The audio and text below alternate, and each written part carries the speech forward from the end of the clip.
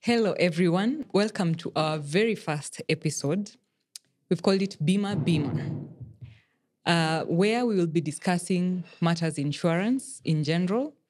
But today's episode, we're going to discuss medical insurance. So we're going to bring to the show guests who are going to discuss matters insurance from every corner of the world. And today's guests, we have a team from Minet, Kenya. And today's topic is a topic that affects everybody. Somebody said that you're just one medical bill away from poverty. And people have been encouraged to take medical insurance. So today's guests are going to demystify for us what medical insurance is, what the benefits are, and what we are supposed to expect, even with the new dispensation that is coming. And we hope that this podcast going forward is going to enlighten us as Kenyans and generally as people of the world on matters medical insurance and what is important and what you need to know when you're purchasing medical insurance. So we have two guests today from Minet, Kenya. Both of them are called Edwin. So I'll have to really organize how I'm going to call each of them.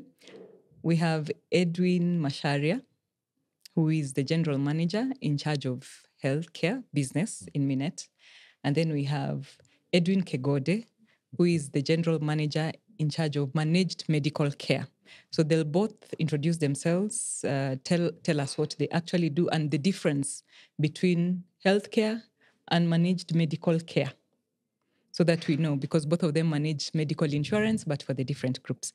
So thank you so much. And it's really a pleasure to host this first podcast. So over to you, Edwin Macharia. Maybe you tell us. I know I've introduced your name, but you can still repeat it. Yes. And then tell us what healthcare actually does. Thank you, Nekesa, and really glad to be here. Thanks for hosting us. So, as Nekesa said, my name is Edwin Macharia, or General Manager in charge of the healthcare department at Minet, where we focus on corporate medical insurance and also retail medical insurance. And our second guest, Edwin Kegode. Yes, Edwin Kegode. Yeah, good morning. And I'm glad to be on this show, being the inaugural podcast. At Minet, I do take care of a department, division called Managed Medical Care Division, which is a division that focuses on providing healthcare solutions to large employer groups with a focus on public sector schemes, where we have a mix of healthcare financing solutions to be able to bring forth an optimal healthcare cover for our members. So we pride ourselves as being the pioneers of managing the teachers' medical scheme, as well as part of the joint venture that is handling the National Police scheme. Thank you. Thank you. And it's so cold in Nairobi today. I forgot to introduce myself. My name is Carolyne Nekesa, and I'll be the host for this podcast. So let's dive in. We are discussing medical insurance today, and you've said you handle corporate covers, retail covers, and I believe also international medical cover. And you handle organized groups or large schemes in this case. So first question, or rather our first discussion is, why is medical insurance really important? And we are speaking about it in this era of what we are seeing happening now. The needs of the people, cost of living has gone up a bit, and medical insurance is not cheap. People have to go into their pocket and actually buy. But why is it important? Why should somebody consider? And maybe let me start with Macharia. Yeah, thank you. That's a really good question. So, for one, medical insurance is not a good to have. It's essential that every person has a level of medical insurance, regardless of the level, because, like you started by saying, we've seen people wipe out their life savings, or when a medical emergency comes up, whether it's an admission due to an ailment, or could be an accident, or could be a surgery. And, what medical insurance helps you do is get the care you need without needing to worry about the cost. So it is very important, and it acts as a safety net in the case where you have an unexpected medical issue. Now, you've said without worrying about the cost, but there's a cost to it because the insurance itself doesn't come cheap. So when you compare the cost of actually purchasing medical insurance vis-a-vis the cover that somebody ultimately gets once they've purchased medical insurance, how would you actually convince somebody who probably is thinking about their share of wallet on why they should invest into that? Yeah, that's a really good question. So how it works? So you pay a premium, and in turn you get a medical cover. And what that means is that in the case when you have a medical expense, then the insurance company will pay the claims.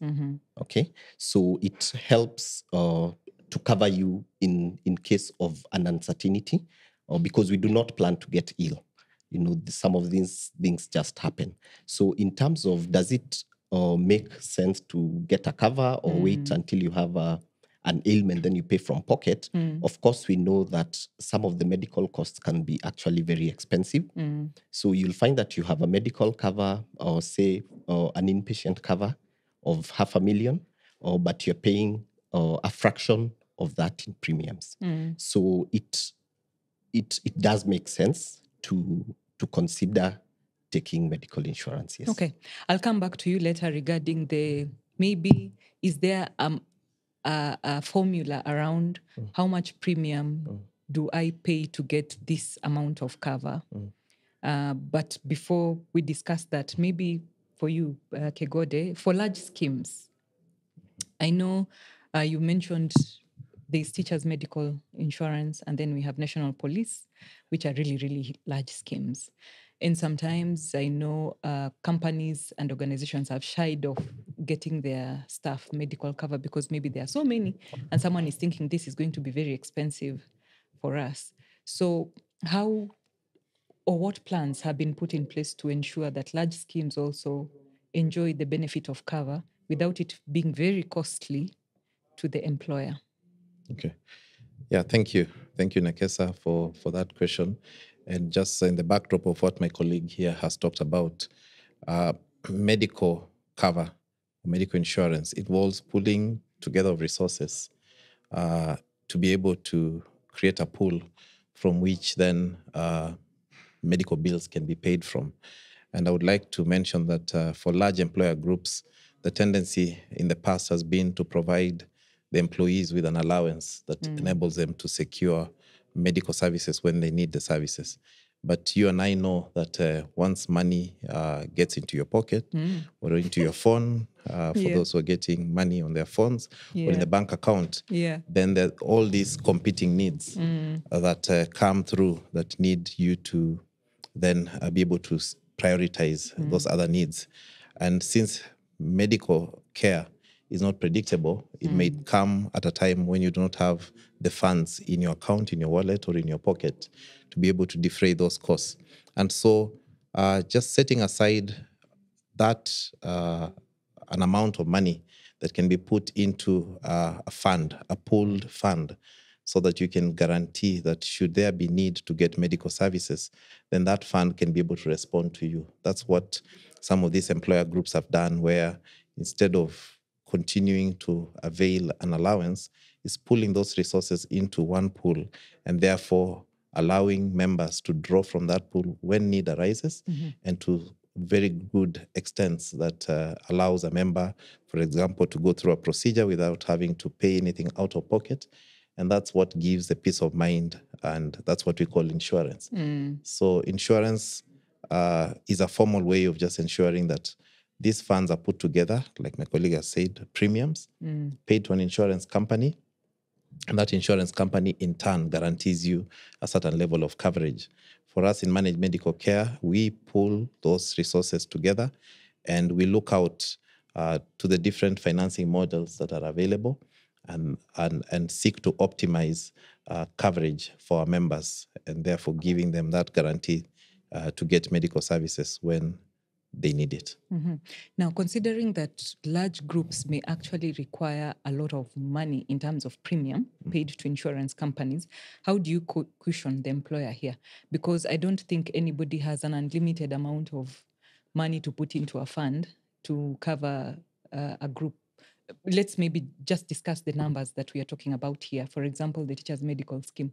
What numbers are we looking at?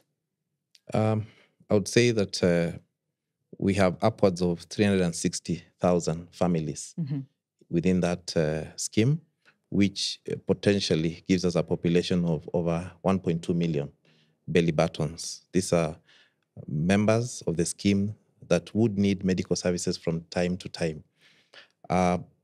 These different families would require medical services spanning from outpatient or inpatient coverage, sometimes dental services, optical services, and therefore the resources that we utilize to pay off these claims are drawn from what was previously allowances that were paid out in the pay slip.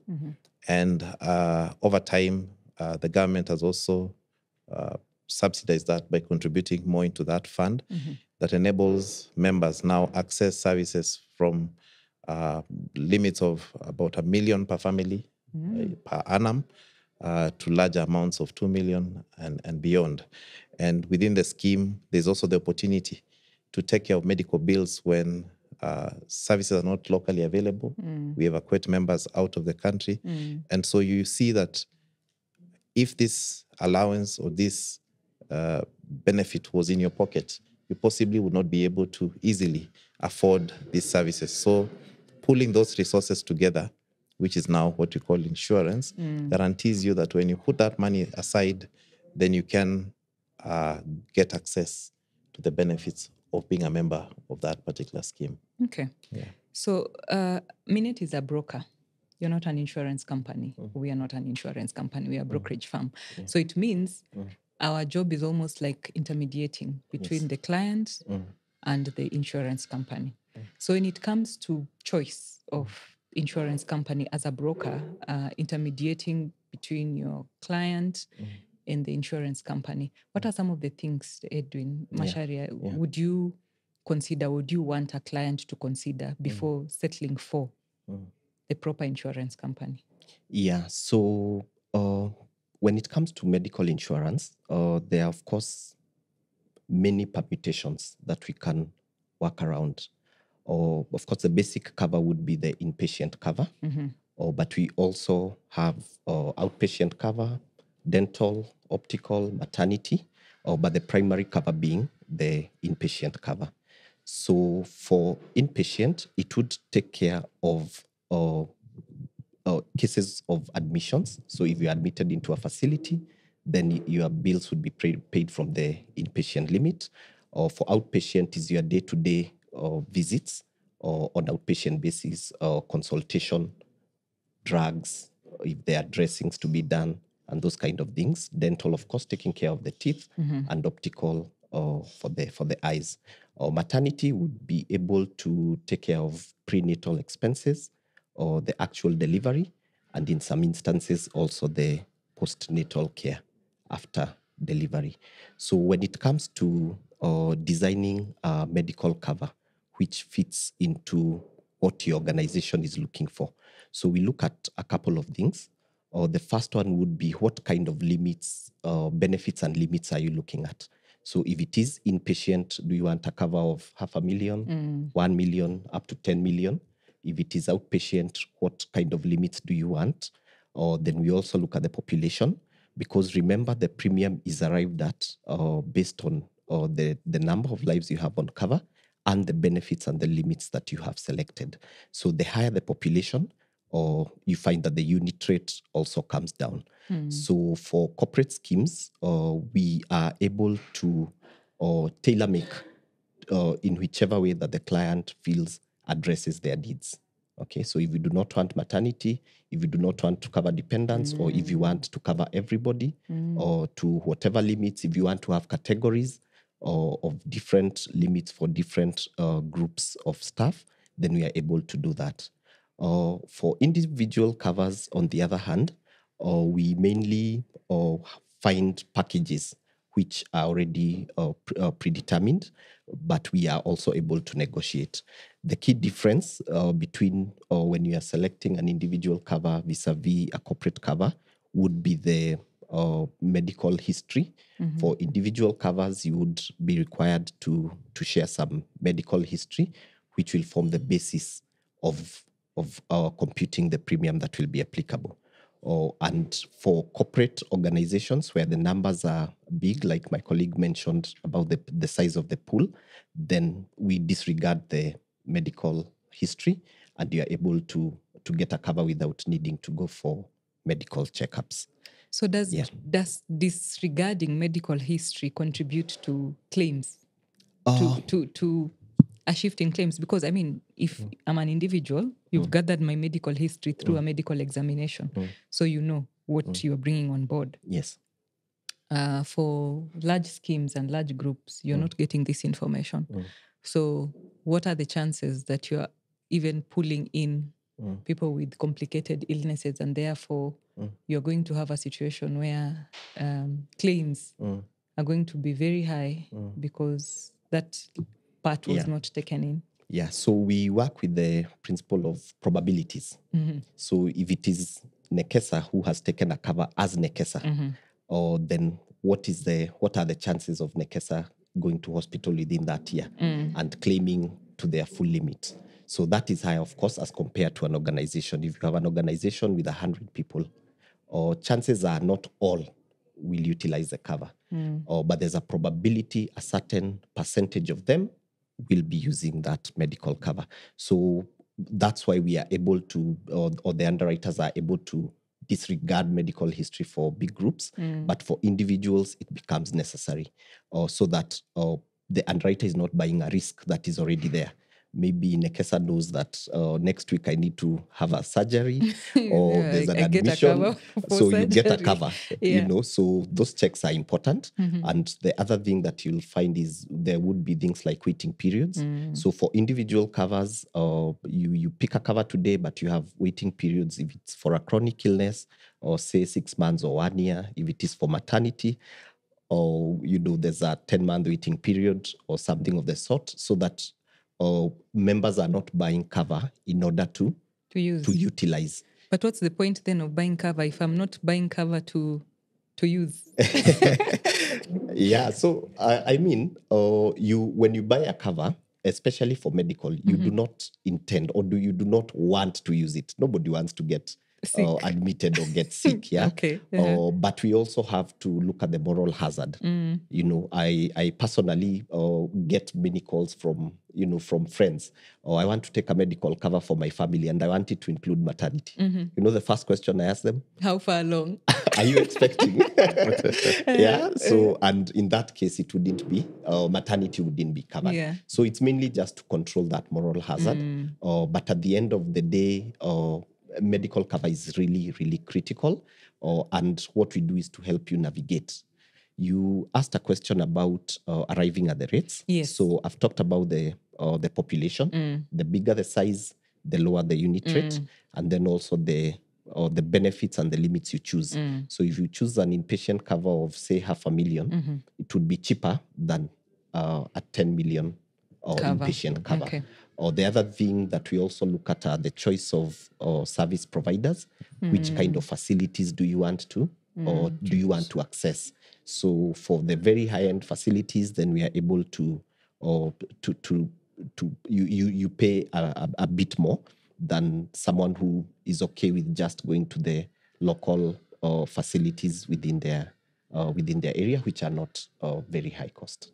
Okay. Yes. Kegode, do you have something to say about that, especially in the context of very large schemes of 1 million, the way you have just pointed out? I think maybe allow me to say that it's a chicken and egg story here, because at the onset, for you to be able to make certain determination, you need data. But in the case that you have to set up a completely fresh scheme, Then the data you rely upon is what my colleague has mentioned, to be able to use statistical information on probabilities of occurrence of certain conditions, and looking at the occupation of the employer group, looking at other risk factors that you would need to be able to make a determination as to the premium, including aspects of the kind of panel or medical providers that members may access. But over time, we then use experiential modeling or experiential rating, where we have prior experience of the schemes that we administer that feeds into determining the next premium that the scheme should pay. And therefore, the need for medical checkups is eliminated when you're dealing with large groups. And so for any employer group that is out there, maybe just starting up, even so, we are able to use the general information that is available to rate the scheme. Book rates apply, and where there is more information, then they can get very competitive rates. And that's the work that Minet undertakes to do, is to be able to then moderate the rating for schemes and give the employer groups what is suitable within their budget, and also to be able to meet the client's expectations. So for the larger groups, just sorry to interrupt you, but moderate here means negotiate for... Yes. Okay. Having factored in the client needs, budget needs, and maybe coverage they require, and also from experience in managing similar schemes, then we're able to give a client a solution that will be able to fit within their budget, to be able to respond to the scope of cover that they require, and to scan the market and get the best solution for them. So that primarily occurs in our corporate business. For our managed medical care division, where we already have large groups, then it is actuarially determined. We go through an actuarial process to determine what would be the most suitable cost for these schemes, and that becomes the starting point. By going through the years, then we use the experience of the scheme to make determination as to the extent of cover that we'll provide. If there are any enhancements to be done, then those are factored in. But the beauty about large schemes is that you spread the risk across a large population, and you're able to achieve much smaller cost. And not only do you achieve that cost by spreading the risk, but also the bargaining power that you get from the large population in terms of the potential utilization of the scheme then allows you to negotiate for better rates with the medical providers, which is passed on as a benefit to the scheme. Okay. Yeah. Now, even as you're moderating and trying to get the best rates for clients, you know, when you're going to present to a client, and let's look at the country right now and where we are, there's already a lot more deductions that are happening in the payslip of the employee. And the employer is also expected to contribute part of that. So I'm assuming the employer has also gone deeper into their pocket to pay for some of these statutory deductions that are happening. The same employer is expected to provide medical insurance for the employees. So what are some of the negotiating items that you're going with to the table of maybe the underwriter here on behalf of the client here, who's highly likely going to be the employer, so that you try and balance the cost of how much this scheme is going to cost vis-a-vis what the employer can afford? Are there some benefits that we are seeing being scrapped off or reduced so that it can fit the budget of the employer but still give the employee some significant cover in this area? Maybe I'll start with you, Macharia, then Kegode, you can also say something about that. Yeah, so when we do the negotiations, because of course we sit in between the insurance company and the client. Yeah. So the first thing we do is to understand what exactly are the client needs. Okay. We also look at the profile of their population, and we are also able to guide them on how to structure that or specific cover. Or then when we now get quotations from these insurance companies, we are able to compare what actually fits into the client budget and their needs. And whenever the premium is probably say, higher than what the client was expecting, there are different ways that we are able to negotiate that down, or we can work with things like having co-pays. A co-pay is basically some amount you pay upfront or when you're accessing care. So it could be 100 shillings, 200 shillings, or even 1,000 shillings. And we can graduate this. So if you go to a very high cost provider, then you pay a certain level of copay. But if you go to the low cost or more affordable providers, then there's no copay. So in that way, you find that, the population will be more directed into using the more affordable service providers. So that is one way.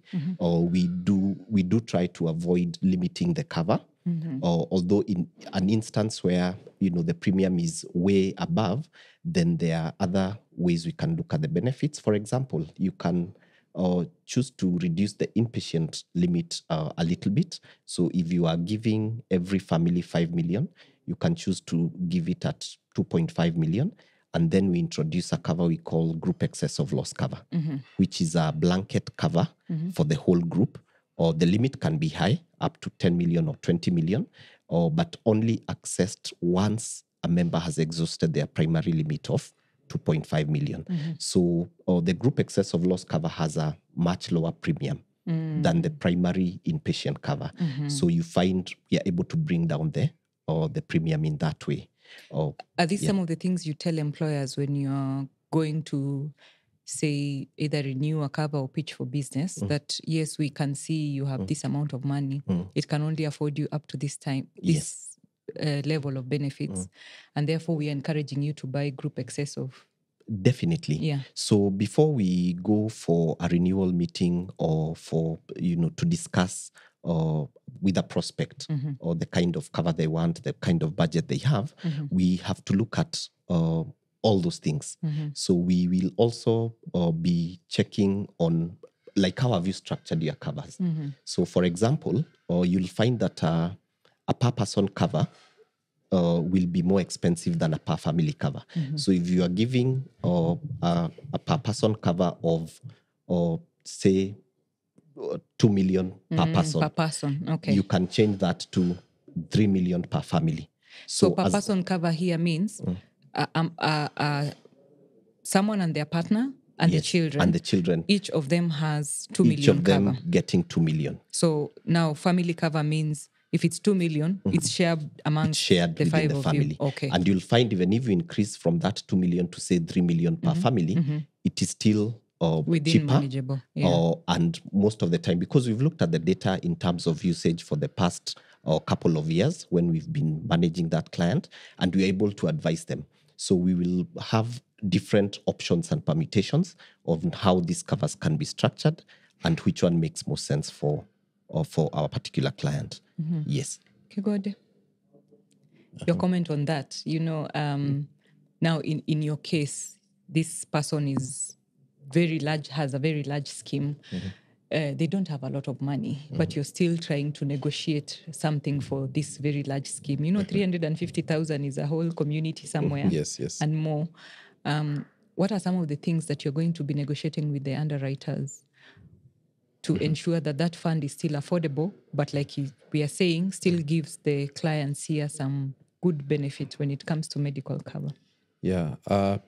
Coming to the area with which we provide covers for large schemes, one of the critical factors there is really to look at cost and benefit of the scheme. On one end, the employer group would desire a comprehensive solution for its employees. And on the other end, there are limitations, budgetary limitations that might arise. And therefore, the reason why we go out and look for other models of healthcare financing which will yield discount on the total premium that is payable or the total cost that is payable for this particular employer group, in which case we blend in solutions such as having what my colleague has talked about here, excess of loss cover that overrides a primary cover. We have models such as capitation, which enables us to negotiate with medical service providers very favorable rates that then are passed on to the scheme as a benefit in terms of discounting the costs that would otherwise be paid if we went straight up for insurance cover. And through that, then we are able to achieve very competitive rates for the employer group, and as such are able to offer equally competitive solution, but in which case using a different healthcare financing model that will respond to such a group. Yeah. Now, if you are speaking to Gen Zs, because they are our current hot topic about medical insurance, and somebody has not gone to hospital for the last 5 years. They are fit, they hike, they run, they eat healthy, so they don't anticipate getting sick. Beyond paying medical bills, is there really an advantage of having medical insurance?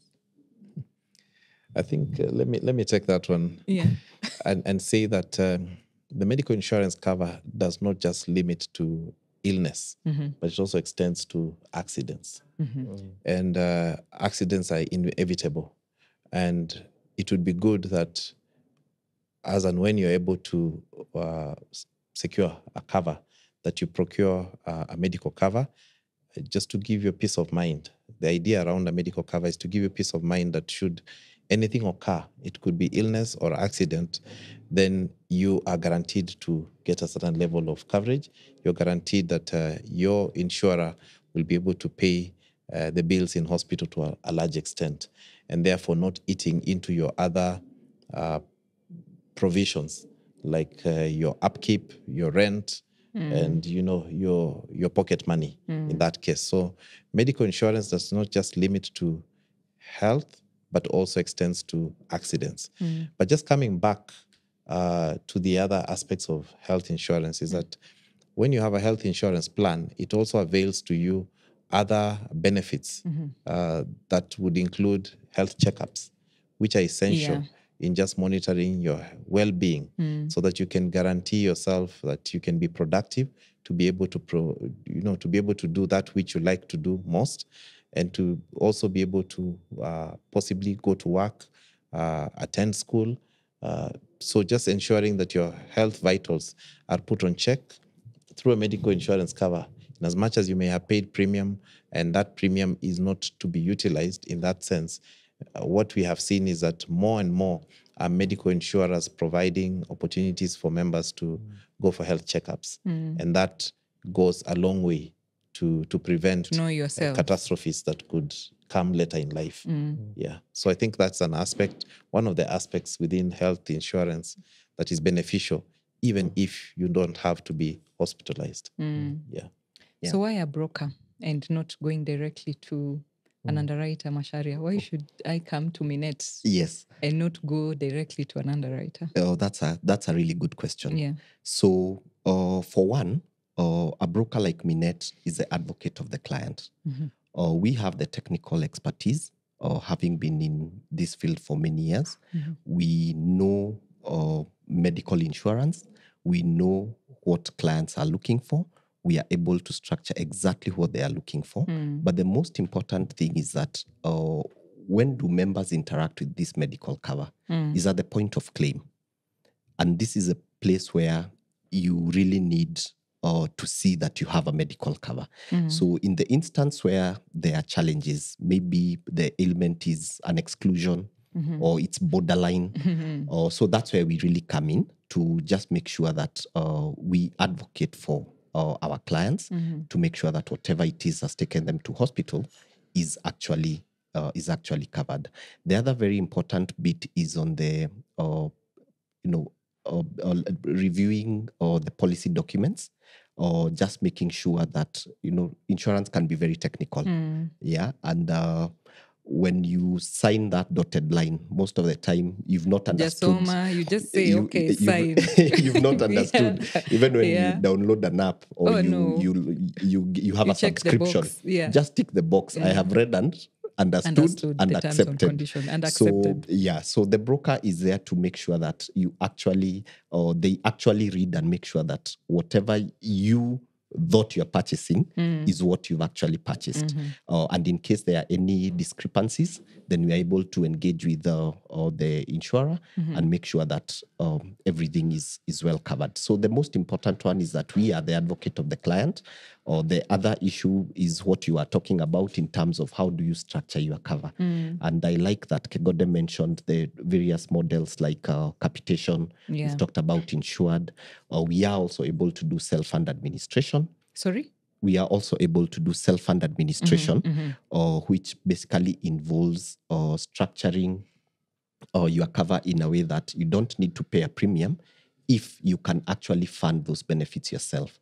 So Minet being an MIP, a medical insurance provider, is licensed to manage funds on behalf of clients, where you will still access your cover the same way you would if you are insured, but then we take care of the bills with the service providers. So those are some of the key benefits of using a broker. Yeah. So there are terms that keep on coming up when the two of you are speaking. And you're speaking as experts, but imagining our listeners will be from diverse areas, and some terms need to be clarified. There's a term called capitation that I think needs a little bit of explaining what it is. But I also want another term that keeps on cropping up to be explained so that for the sake of the audience, for them to understand. So Kegode, I need you to explain to us what capitation is, and another one called pre-authorization, what it actually is. Yeah. Maybe I would approach this from a simplistic perspective and say that capitation is getting into an agreement with a medical service provider that your members will be able to access a certain range of services at a given fee. That's the simplest way I can put it.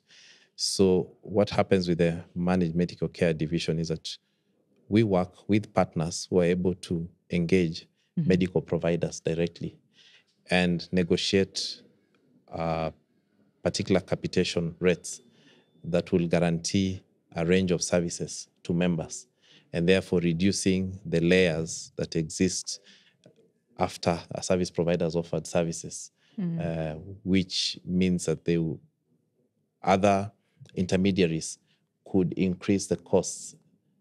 But if you go directly to the medical provider, you're able to get the costs at a much better rate and pass it on to members. So capitation is indeed just going out, meeting with a medical provider. It could be a hospital or a clinic or a medical center, and agreeing that the services offered under your roof can be procured at a given rate. And then guaranteeing that when your members visit that provider, they can be given that range of services at a given fee. Okay. Yeah. So that's capitation in simple manner. And I would want to draw parallels to capitation to what we see with education. Capitation is not just a strange word where you find that the schools are given a certain rate that guarantees guarantees pupils to access education. So within that capitation, there's some range of services that they're able to get from school. But that, going back to our medical terms, pre-authorization is another one that you asked about. And pre-authorization is actually two words. Pre meaning prior, and authorization is granting a permission to proceed to offer certain service. There is need for pre-authorization in providing medical services from a perspective of allowing the payer to be involved in the process, such that the payer is able to determine that the services that are being offered to a member are within the scope of services that have been promised. And the payer here is who? The payer here could be a medical scheme administrator, could be an insurance company, or a medical insurance provider who is managing a scheme on behalf of an employer group. They will need the hospital to make contact with the payer and ensure that the services that are being offered are within the range of services that have been provided for, to determine whether there is a benefit balance available to the member, and also to give the payer an opportunity to negotiate the final payment that particular service is going to attract. So take an example. If an individual went into hospital for a procedure, a simple procedure like a tonsillectomy, then the hospital would communicate that to the payer. And in our case, with the schemes that we administer, this is done remotely. It is done in the background. It does not involve the member having to do the pre-authorization. It's actually a service that is done between the hospital administration and the payers administrators, where they communicate and state that a member has come through and we need to offer this service to them and at this rate. And so the payer is able to verify that that service is covered and that service should be paid within a certain range. And if the two agree, then an authorization is granted. If the two do not agree, then a negotiation kicks in. And that negotiation is to be able to secure the benefit of the member from exploitation so that you can guarantee that member longevity of their cover and to be available also for any other use by another member within the family. What would make the pre-authorization, examples of when pre-authorization would not take place? Primarily, what we seek to do as administrators is to negotiate beforehand with medical providers so that certain services are pre-agreed upon and tariffs are agreed upon, such that when members go to hospital, then the need for pre-authorization is no longer there. But for complex procedures where there are different components that feed into the cost of healthcare, then pre-authorization will be required just to ensure that we do not have a situation where a member goes into hospital and the benefit is exhausted while in hospital. We have an opportunity to negotiate beforehand so that the member can get the services that they require and within reasonable costs. Yeah. Okay. Now, for you, Macharia, you mentioned something regarding exclusions. Yes. So what are some of these things that are excluded in medical insurance? So that you are telling me the story of a friend who comes and you want to confirm how far along the wife is before they take a maternity cover.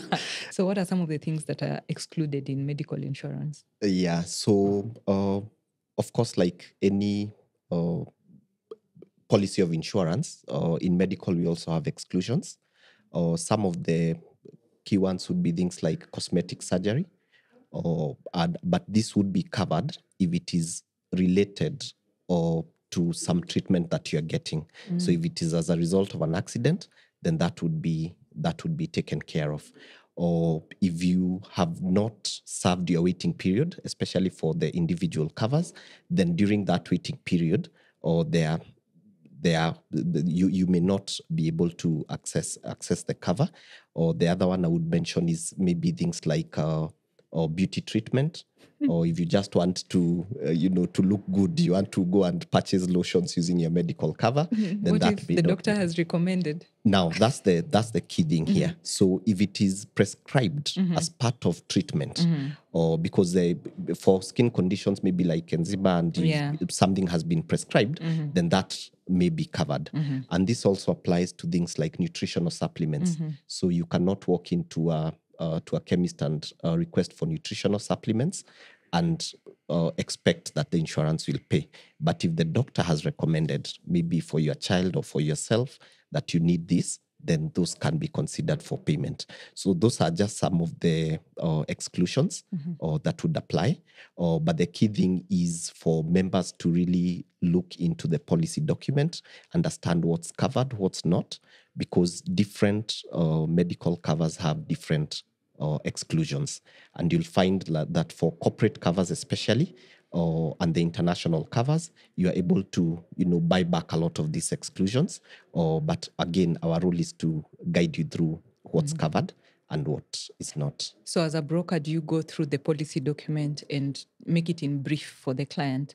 Yes, that this is what is covered, this is what is excluded. 100%. That I would say is actually one of our main roles, to make sure that whatever the client expects as covered is what is captured in the policy document. Okay. So what you purchase is what you get.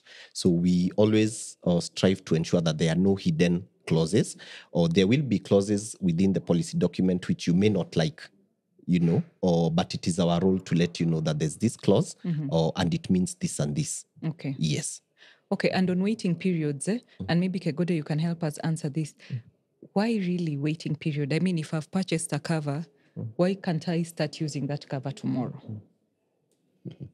I think my colleague here had mentioned it. There's an aspect of insurance called moral hazard, that one is not, as an insurer, you do not want a situation where the intention for purchasing that particular cover is with a claim in mind. Insurance is supposed to be for the unforeseen events. So the unforeseen event is that you have procured a medical cover and you suffer from an acute ailment, you should be able to get coverage. Or you get involved in an accident, then you should be able to get coverage. But the situation that would lead to there being exclusions, especially for individual cover, is to avoid a situation where a member goes ahead to purchase a cover and possibly there's a patient in hospital waiting to utilize that cover. So in that case, there would be a waiting period, or there's an already existing medical condition that they are managing. Then the waiting period will work. What we mentioned here is that for groups, for corporate groups and for large groups, then the need for waiting period is usually waived, because for large groups, then the risk has been spread across a larger population. But for individuals is where waiting periods is likely to be included. We have seen situations where Minet comes through and negotiates in certain circumstances for what you call continuous transfer. Yes. Continuous transfer. Continuous transfer terms. Continuous transfer terms, such that if a member was already having an existing cover, we're able to negotiate with the next insurer to be able to take you without having to take you through the waiting periods. But as long as there is no gap within the cover, or where the gap is very well explainable, then Minet is able to step in and negotiate for members. Okay, interesting. So it's not necessarily a bad thing. It's just moral hazard to ensure that the cover continues without disruptions. Yes. Okay. Now, we have situations where I have cover and maybe I have a spouse and they have cover. How can I benefit from both? Does one take precedence over the other? Can both of those covers cover me in case of a claim? Yes. You see, in this scenario, each of the members you're talking about, say if it's in an employer group or in different employer groups, you have your entitlement to your benefits as an individual. And therefore, if within your cover, your spouse has an entitlement for coverage, and within their cover, you are entitled. So both of you are able to utilize your covers simultaneously in the event of hospitalization. What matters a lot is the card or the insurer that you present on the first call in hospitalization, in a situation where a member has been hospitalized. But should the cover, the primary cover that you go into hospital with, get exhausted, then there's an opportunity to be able to utilize your spouse's cover. We see this a lot in employer groups where sometimes people would be in the same employer group, and you will bring the two covers into play whenever there is a claim that arises. Most of the time, when one cover has been exhausted, then the next cover is utilized to be able to bridge the gap. Okay. Yeah. And for you, Macharia, now, even as we are going towards conclusion, as a broker, you have a good perspective of all the underwriters in the market currently. And I'm very sure when your clients come to you, one of the things they want is for you to recommend who is best. So what are some of the things that you consider before recommending who is best? Is it the one that has been here longer, the one that pays claims, the one that has a fancy name? Yeah, so we look at very many things before we can recommend a specific underwriter. And the first thing, as we started by saying, is what is the client looking for? So we look at which underwriter meets those requirements. So it's if it is to do with budget, who fits into the client budget? If it is unique benefits that the client wants, who is able to provide those benefits? If it is the provider panel, I want to be able to access this and these service providers for inpatient, for outpatient, which underwriter has that large panel.